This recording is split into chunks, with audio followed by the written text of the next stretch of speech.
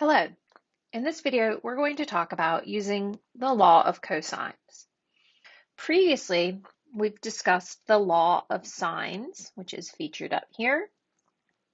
And the law of sines says we just need to be able to create a proportion using the ratios of a side over sine of the angle. And you only need two fractions to create a proportion, so we could set it up this way. As well. And the variables vary based on the way you've labeled your triangle. But essentially, we know the law of sines, and we can use law of sines for angle, angle, side, angle, and side, side angle triangles. This one being a situation where we have 8 cases and we could have 2 solutions. So the other two types of oblique triangles that we originally identified at the start of this unit were side, angle, side, and side, side, side. And in order to solve both of those, we will use the law of cosines. So what the law of cosines says that if we're given a triangle, A, B, C. Now, it's very important for us to remember we use capital letters to represent the angles. We label the triangle by its vertices A, B, C. We call this triangle ABC. And that the sides are written with lowercase letters, and they are opposite their corresponding angle. So side A is opposite angle A, side B is opposite angle B, and side C is opposite angle C. So this is our pattern. A squared equals B squared plus C squared minus 2BC cosine A. And we have this phrase that we can say if that's a way that we help to remember things, but I personally like to remember the pattern. But the phrase is the square of a side is the sum of the squares of the other two sides minus twice the product of those sides and cosine of the included angle. So if we were dealing with B and C, side B and side C, A is included. Side, angle, side, the included angle. And when we define this, as I said, I don't like to think about it as just memorizing the formula so much as memorizing the pattern. So suppose I had B squared, then I would write this with A squared plus C squared minus 2AC times the cosine of B. So notice we've got that B on either side, B, B, and then inside we have the A's and the C's. Or I could rewrite that and say C squared would equal A squared plus B squared minus 2AB times the cosine of big C. And I really just like to, help you see the pattern. So we'll write it this way. Maybe we have a triangle Q, R, S, which would have corresponding sides, Q, R, and S. So if we were dealing with this, we might say Q squared equals R squared plus S squared minus 2RS times the cosine of the angle Q. And we could rephrase that. We could even use symbols per se. I could say star, heart, smiley face, and then we'll have little star, little heart, and little smiley face. And using my law of cosines, something I could set up would be little star squared equals little smiley face squared plus little heart squared minus 2 little smile, little heart, cosine of big star, the angle. Okay, so again, this is a formula, however you want to remember it, but you just need to know the pattern of how to set up the law of cosines. And we use the law of cosines to solve side, angle, side, and side, side, side triangles. Now, one thing I do want to point out, after you've solved for one of these angles, you may be in a situation where you have angle, angle, side, or angle, side, angle. And then you could resort to using law of sines. But if you tried to set up law of sines and you were dealing with a side-side angle triangle, if you converted, so you did your first calculation, you did law of cosines, and then you went to the next step and switched to law of sines. Well, if you're dealing with side-side angle, you have to consider two solutions. So the main takeaway here is that when we are dealing with law of cosines, if you start using law of cosines, I recommend sticking with law of cosines for the remainder of the problem. Let's do an example. In this example, we are given side A, side C, and angle B, and we're asked to solve the triangle. Well, that means that we need to find angle A, angle C, and side B. We need to find all of those missing pieces so that we have 3 angles and 3 sides. We should always start doing these problems by setting up a triangle. I'm going to label it A, B, C. So what I know is that angle B is 125.2 degrees. Now my corresponding sides would be opposite, so side A is over here on the right, is 32. Side C is over towards the left, we've got 48. And then side B, we do not know that. So looking at what is given, we've got this 48 and this 32. We have a side angle side triangle. Side, included angle, side. Side angle side triangles mean we can set this up using the law of cosines. All right, so since B is the angle given, going back to our formula, that means I'm going to have B in the angle. So I'm going to set it up using this patterning. So I've got B on either end.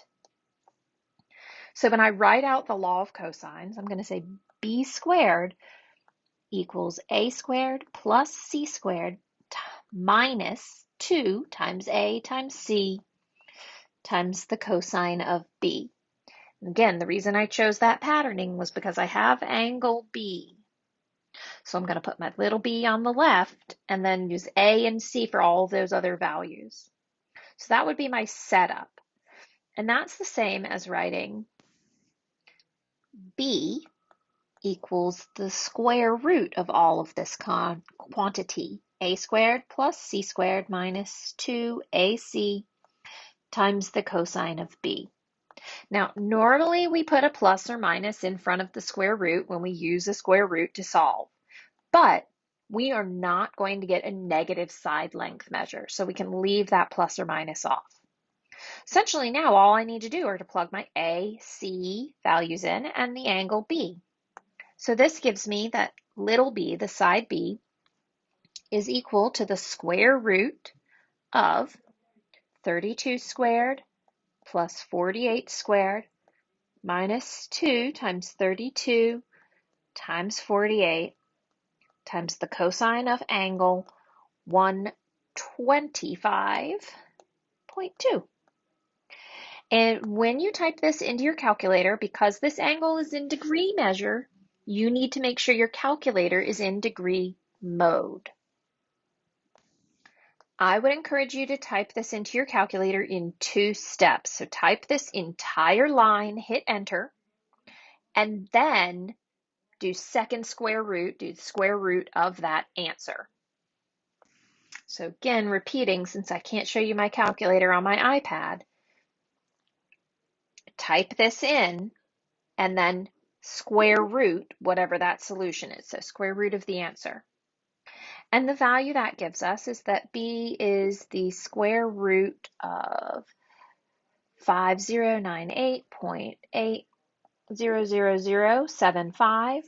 Taking the square root of that answer in the calculator, we get 71.4058864.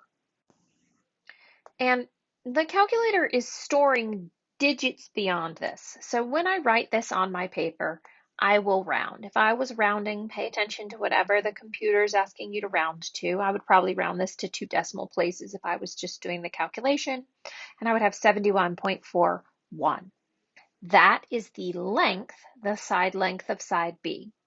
We need to ask ourselves, does that make sense? Is that a reasonable number in relation to the other two sides? And sure, it is larger than both the other two sides, but I would assume that this obtuse angle, 125, is larger than angles A and C. So it makes sense that 71 would be the longest side.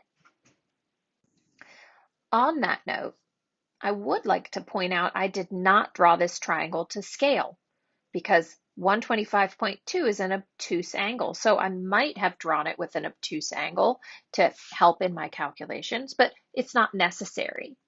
Okay. Regardless, we're back here. We have found side B. Side B. Now, in order to find angle A or angle C, I only need to find one more angle. And then the third angle will be easy to find via subtraction, the two angles from 180. However, in order to do so, I'm going to end up using this B value. Now, if I round this, then my future calculations will be based off a rounded, a not exact or approximate number, and they might be off by a decimal place. So I'm going to encourage you to try and store the values in your calculator, or even to write out a lot of decimal places, especially when you're typing it in the calculator, to avoid that rounding error. All right, so we're going to continue this problem. We're going to find either A or C. It doesn't matter which one. I'm going to find angle A. So let's think about our patterning for angle A. That would mean I would have cosine of A over on the right, and I would be starting with A squared on the left. So the law of cosine's pattern would be A squared equals B squared plus C squared minus 2 times B times C times cosine A. So I'm going to just erase that and get that in a little tighter, times cosine A. Now, ladies and gentlemen, I've been teaching for a very long time, and when students are solving for A, this is where, or any angle, this is where I see the problems. So what I like to do is kind of derive the pattern, just like we have a pattern law of cosines for finding the side, the pattern when I solve for A. So what I need to do is subtract B squared, subtract C squared, then divide by this value.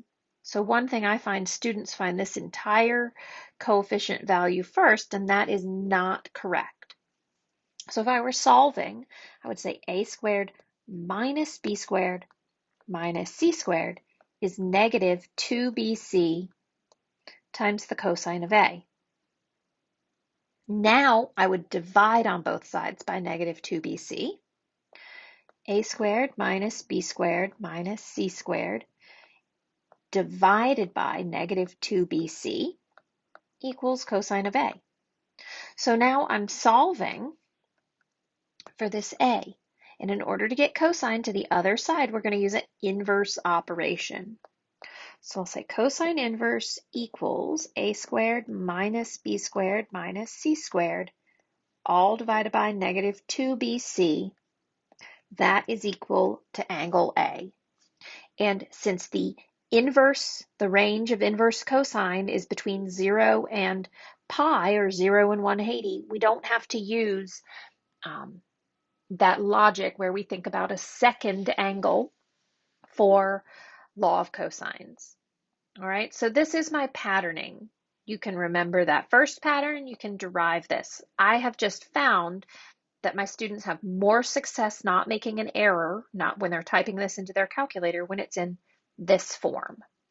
So now I'm going to plug my values in. So I have cosine inverse.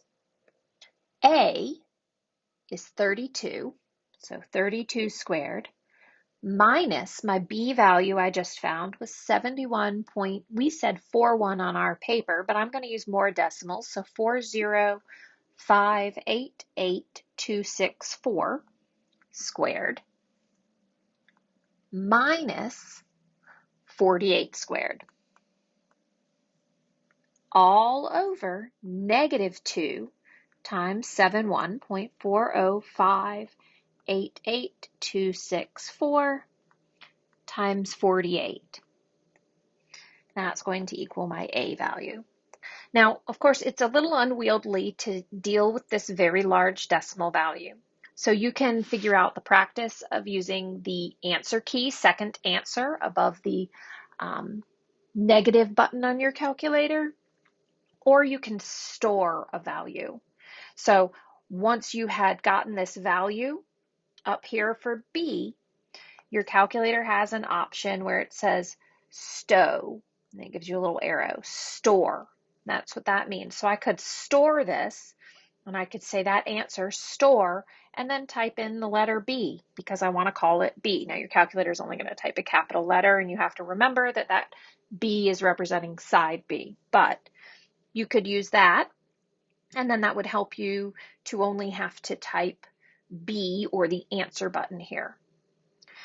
All right, so once we do that, we have cosine inverse calculating that argument. I have 0.93053725564, cosine inverse of that value. When I did this calculation, I used the store feature, so I was keeping more decimal places than are actually written on my screen. And then we do cosine inverse of that, and the answer we get is 21.48128,114, or we could just say that angle A is approximately 21.48 degrees. All right, now I have angle A. I was given angle B. Angle C is easy to find because I can take B and A away from 180. So my third step to this problem would be 180 minus B minus A equals C, or 180 minus 125.2 minus 21.48128,114. And that gives me that angle C is 33.31871,886, and I'll just put that on my paper as 33.32. So now we have found two missing angles, A and C, as well as the measure of side B. We have solved this triangle, and we found those three missing pieces. All right, so law of cosines is pretty straightforward. It's pretty easy to use.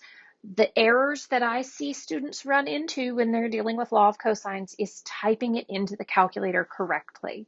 So I tried to really express that upon you. If you need extra help, send me an email, let me know. I'll try and figure out a way to really show you what I'm doing better.